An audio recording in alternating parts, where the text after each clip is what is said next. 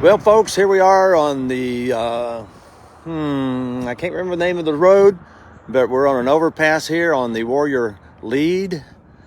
We've got NS 3639 leading a loaded coal train out of Warrior Coal Mine. Hopefully the reception's good enough here to where we can maintain a good live stream.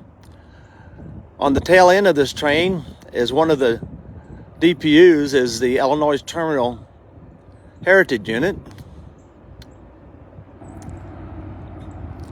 This is where the Paducah and Louisville Railway connects with the Warrior Coal Mine Loop, which is about 2 or 3 miles from this location. Appreciate everybody joining me today here on my live broadcast. It's a beautiful day outside, a lot better than it's been the rest of this week. Having a friendly toot there. There's no crossing here, so it was nice of him.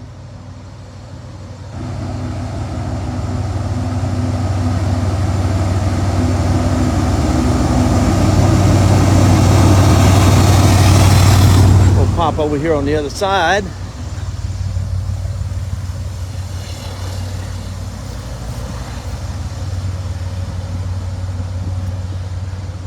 Train's about 75 to 100 cars long. I didn't hear exactly what the length was, but that's typically what they are.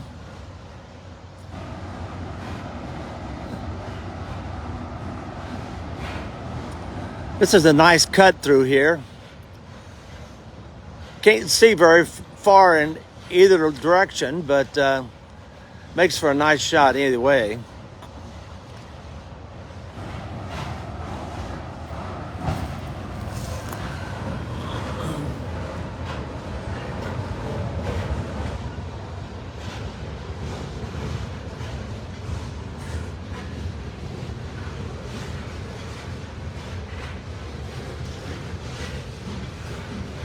Hope y'all are enjoying the live feed here on Pearson Photography.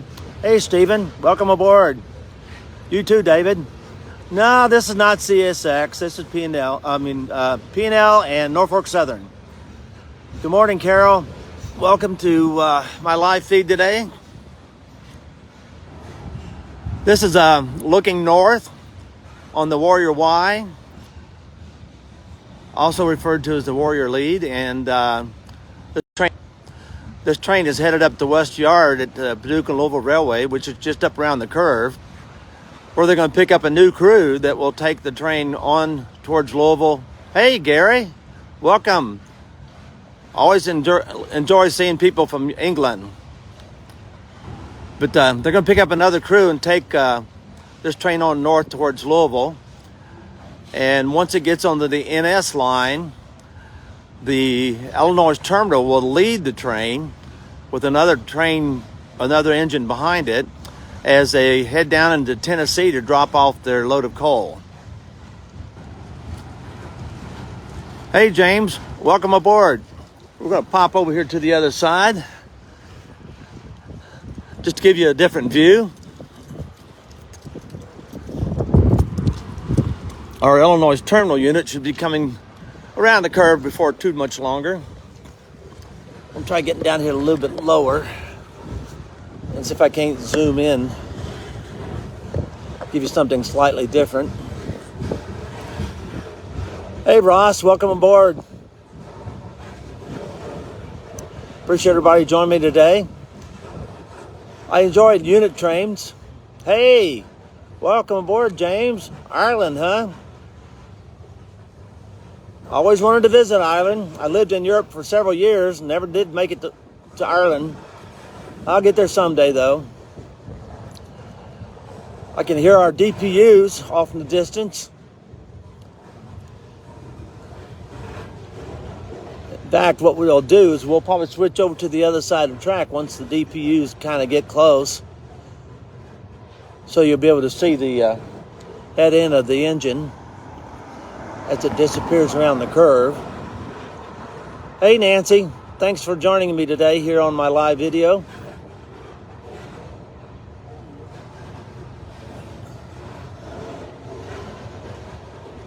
Thanks, I appreciate it. I'm kind of addicted to my drone.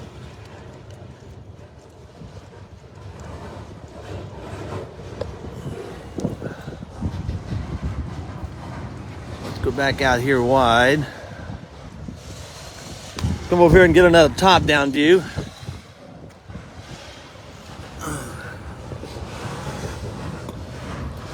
I love different perspectives. Makes the video a lot more interesting, I believe. Welcome aboard, David. Appreciate you joining us today here on live video on Facebook.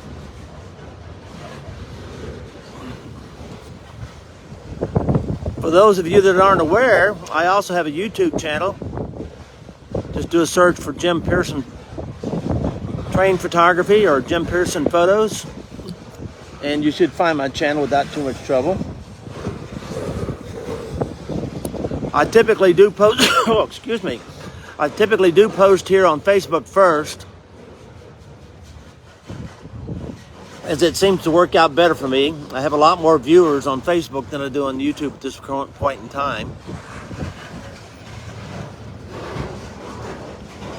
So if you haven't already, like my page here on Facebook and you shouldn't miss any of my videos. And I can hear the train blowing the whistle or the horn back up behind us in the distance. So I'm guessing he's probably pulling on into the through the crossing there at West Yards. So he's probably going to stop here because they're supposed to switch out crews at the yard.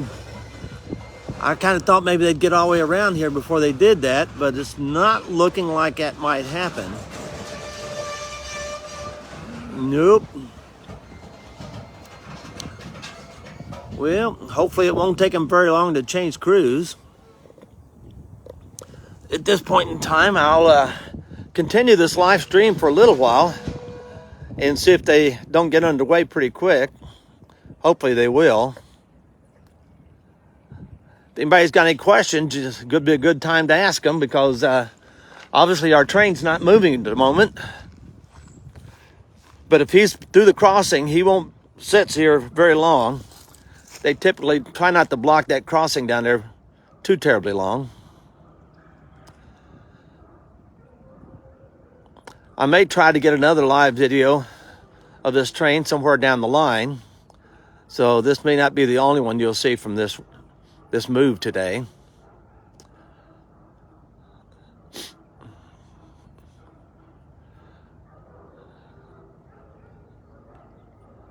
Sounds like some dogs are having a good time over in the field. I can hear the DPUs on this train back around the curve down there. Of course, they don't do us any good now. Hopefully they'll start moving here before too much longer. How do I get info on each train? Well, experience is one way, by rail fanning a certain line enough to where you pretty much know the time and so forth when trains normally move and leave. Listening to a scanner is another good way of determining where the trains are at. Typically, freight trains and coal trains don't have a published schedule like passenger trains or Amtrak and things like that.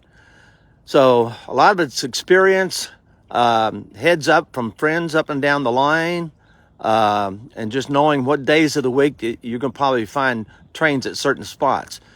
Like this train comes to Warrior Coal Mine on an average about 2 or 3 times a week, and it typically leaves out of the mine loop around 11 o'clock.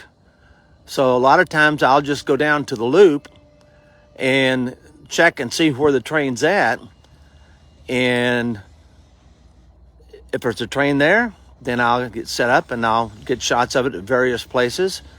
If there's not, then I'll move on somewhere else. Over on the Henderson subdivision line, we have on an average between 20 and 30 trains a day. So it's a little bit easier on that line. I pretty much know what trains run in the morning and which ones run in the afternoon. So keeping that in mind, I can usually catch trains whenever I want to catch them on the line. All right, looks like they're starting to move. Excuse my throat. I'm still battling with allergies, not nearly as bad as it was last week. The beginning of the allergy season, I guess everything just kicked in and I was hoarse and everything else, but a lot better today and improved greatly since the beginning of the week. All right, let's go back over here for a second. And there comes our DPUs around the curve down there.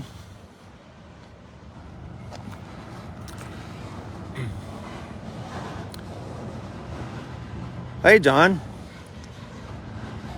Nowadays, most coal trains run between 75 and 100 cars, at least up in this area. And on an average between 5,000 and 7,000 feet long. At least from my experience. All right, we're going to jump back over here so we can get this Illinois terminal unit heading past us as it heads back north towards Louisville, Kentucky. And then it'll go on down south to Tennessee.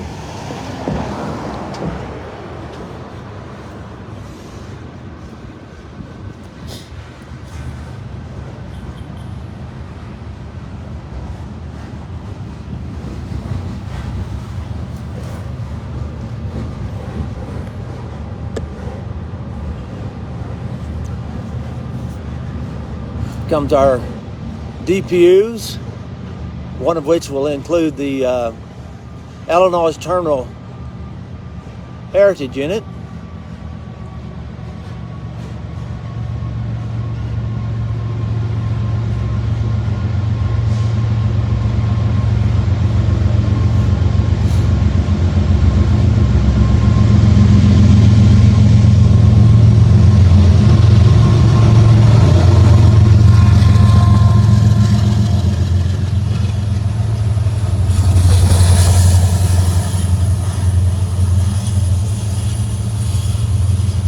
There you go.